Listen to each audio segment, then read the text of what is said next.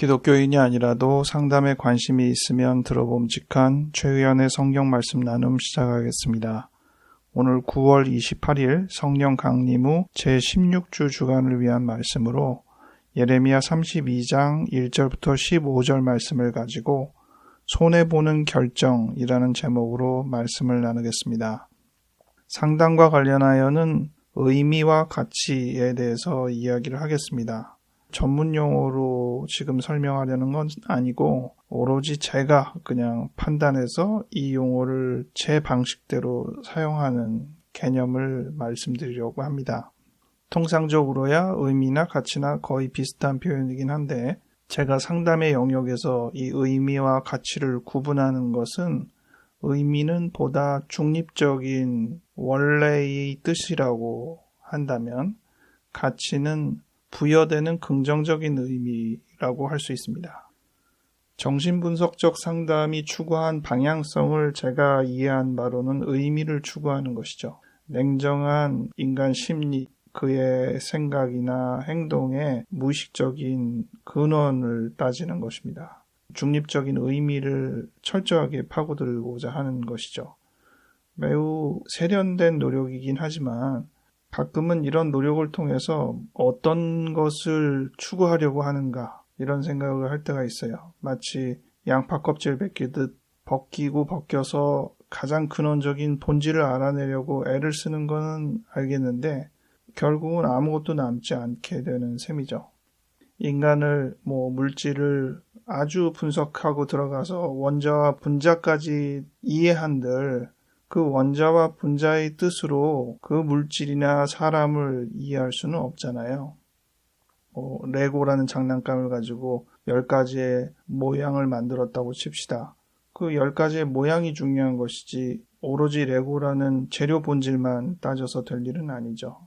이렇듯 우리가 상담에서 의미를 추구하려는 방향을 바람직한 것으로 보긴 하지만 그것으로 모든 게 다 해결되는 것은 아니라는 것입니다.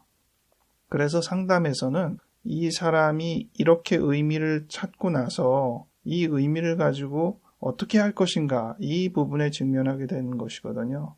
그래서 이 어떻게 할 것인가에 대해서 무조건 내담자에게 모든 것을 맡기기보다는 치료자도 내담자의 일부로 책임을 가지고 이 어떻게 할 것인가에 대한 의견을 서로 나눠야 되는데 그 부분이 가치인 것이죠. 보다 긍정적이고 교류적이고 인간의 존엄을 더 생각할 수 있는 그런 부분을 추구하는 것이 가치 영역이라고 생각을 합니다. 요즘 제가 제 개인적인 여정을 이렇게 돌아보면 열의 9은 거의 동국적인 것 같아요. 그게 제 의미죠. 여기에 뭔가 좀 그럴싸한 가치 부여가 되지 않으면 저는 굉장히 속물로 그냥 인생이 규정되는 것으로 보입니다. 성경에서는 너희는 먼저 그의 나라와 그의 의를 구하라고 하잖아요. 우리가 먹을 것, 입을 것 여기에 신경 쓰다가 오히려 중요한 걸 놓치지 말고 우리의 핵심을 보다 고상한 하나님을 향한 부분에 방향을 맞추라고 이야기하고 있는 셈인데 그것이 우리가 의미에서 국한되어서 생각하지 않고 조금 더 가치 부분을 부여하자라고 말을 해도 될 거라고 생각합니다. 상담에서 의미를 찾는 만큼 그 가치에 대한 부분을 부여할 때 가장 많이 보게 되는 측면은 눈물과 카타르시스인 것 같습니다. 프로이트는 아하 반응이라고 하기도 했지만 그런 부분들이 상담 안에서 이루어질 때 단순히 의미에 국한되어 있지 않고 가치를 부여하는 상담의 영역으로 더 진보하는 것이라 생각합니다.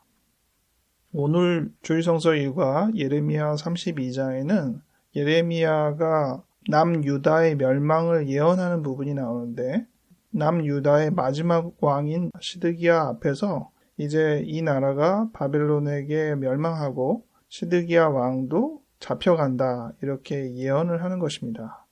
이 예언 때문에 시드기야가 예레미야를 가둡니다. 이게 1절부터 5절까지의 내용이거든요. 이 내용을 통해서 첫 번째 제가 생각한 것은 하나님은 우리가 원치 않는 일을 맡기실 수 있다는 점입니다. 너무나도 당연한 것일 수 있지만 우리가 늘 바라는 것만 이야기하시는 게 아니라 우리가 정말 원치 않는 것들을 이야기하시고 맡기실 수 있다는 것이죠. 예레미야 입장에서도 자기 나라가 멸망한다는 이야기를 안 하고 싶겠죠. 눈앞에 분명히 그것들이 보인다고 해도 부정하고 싶은 판에 그것을 대놓고 공포하고 심지어 왕 앞에서 그거를 이야기하라고 하다니, 그러면 당연히 그 왕이 나를 어떻게 할지를 빤하게 예상할 수 있는 것인데, 그렇다고 예레미야가 못할 말을 한 건 아니죠. 냉정한 사실을 언급한 셈이잖아요.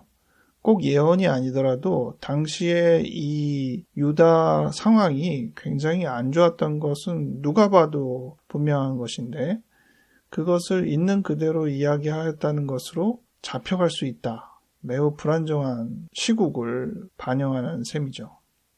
그럴 때 과연 그렇게 달갑지 않은 말을 하거나 행동을 할 결정을 할 수 있을까? 우리에게 첫 번째로 갖는 도전이 되겠습니다. 두 번째는 오늘 본문의 뒷부분인 6절부터 15절에 있는 내용인데, 예레미야에게 사촌이 옵니다. 그의 작은아버지의 아들인데 그가 땅을 사라고 이야기를 하는 거예요. 지금 사촌이 갖고 있는 땅의 지분이 예레미야에게 있으니까 당신이 사시오, 이렇게 얘기를 하는 겁니다. 근데 이게 지금 예레미야가 예언한 것에 완전히 위배되는 행동인 거예요. 지금 우리나라 멸망한다고 하는데 이 시국에 부동산이 도움이 될지 저걸 팔아서 현금을 쥐는 게 더 도움이 될지를 머리를 굴려볼 때 후자가 나을 거라고 판단을 했을 거 아니겠어요? 그 부분을 지금 이 예레미야에게 돌리고 있는 거잖아요. 너무나도 빤한 수를 지금 눈앞에 들이대고 있는 건데, 예레미야가 그것을 동의하게 되는 것이 하나님이 그렇게 하라고 했으니까 동의하는 면도 있지만, 이 하나님께서 그것을 구입하라고 한 본질이 이 나라가 멸망하지만 다시 회복될 테니까 그때는 이 땅을 사고 팔 수 있는 날이 오기 때문에 그것을 희망하는, 그것을 상징하는 의미로 이것을 사라고 했던 것입니다. 즉 희망의 의미를 하나의 표징으로 이 사건을 통해서 보여주려고 했던 것이죠. 그 의도는 알겠는데 좀 고약하잖아요. 그래서 이 부분을 통해서 오늘 생각하게 되는 두 번째는, 때론 이 희망을 위한 결정이 손해를 보는 판단이라는 것이죠. 희망 좋죠. 하지만 그 희망을 위해서 대가가 너무 크다는 것입니다. 그 대가를 치러서 과연 희망이 드러나기나 할까 싶을 정도로 그 대가가 그냥 무용지물처럼 돼버리지 않을까. 우리가 하는 많은 그 희망을 위한 행동들이 이와 비슷합니다. 밑빠진 독에 물 붓는 느낌으로 우리가 하는 행동을 하면서 과연 이게 의미가 있을까 싶은 어떤 부분들을 우리가 반복하고 있을 때가 있죠. 과연 희망을 위해서 의도는 좋은데 우리의 행위가 얼마나 우리 스스로에게 위안을 주나 다시금 되돌아보게 됩니다. 본문을 통해서 제가 생각해 본 세 번째 마지막 한 가지는, 어려움이 겹칠 때 더 쉽게 지칠 수 있다는 사실입니다. 이 앞뒤 본문을 보면 본인이 원치 않는, 하지만 해야 하는 두 가지 상황을 지금 예레미야가 행하고 있음을 보여주는데, 사촌이 와서 땅을 사시오 라고 한 그 대화 장소가 이 감옥에 갇혀있는 상황에서 마주한 것이에요. 그냥 두 가지 상황이 약간 별개로 벌어져도 지금 감정 폭이 심한데, 갇혀있는 상황에서 연애처럼 사촌이 와서 고작 하는 말이 땅 사라 이렇게 얘기하는 거죠. 그 입장에서 예레미야의 감정이 얼마나 무거웠을까 상상이 가죠. 겹치는 거, 어려움이 겹치는 거. 옛날에 이 머피의 법칙이라고 안 좋은 일이 하나 생기면 꼭 다른 안 좋은 일이 같이 생긴다, 이런 얘기들을 한 경우가 우리가 많은데, 어떤 안 좋은 일들이 겹치면 훨씬 더 증폭되어서 불길한 예감을 하죠. 그것을 어떤 신호처럼 받아들이기도 하고요. 굉장히 사기가 꺾이고 우리가 계획했던 많은 것들이 다 잘못된 것이 아닌가, 불안한 감정 속에 휩싸이게 됩니다. 그럼에도 불구하고 우리가 붙잡아야 할 것이 무엇인가, 이런 생각을 하게 되죠. 여러분은 최근의 경험 중에 이렇게 뭔가 안 좋은 일들이 반복되어서 일어난 일들이 있습니까? 이러한 일들이 실은 희망을 위해서 뭔가 좋은 의도를 가지고 시작한 부분인 경우가 있습니까? 이런 부분들이 펼쳐질 때 여러분은 과연 그럼에도 불구하고 여러분의 뜻을 고수하고 계속 묵묵히 그 길을 갈 수 있습니까? 오늘 본문과 함께 여러분의 삶을 비교하며 잠시 우리를 되돌아보는 시간이 되기 바랍니다. 우리의 삶의 의미가 비록 보잘것없다고 치더라도 긍정적인 가치를 부여하는 남은 기간이 될 수 있기 바랍니다. 기도하겠습니다. 하나님 아버지, 우리의 삶의 많은 부분들을 손해를 보고 살았습니다.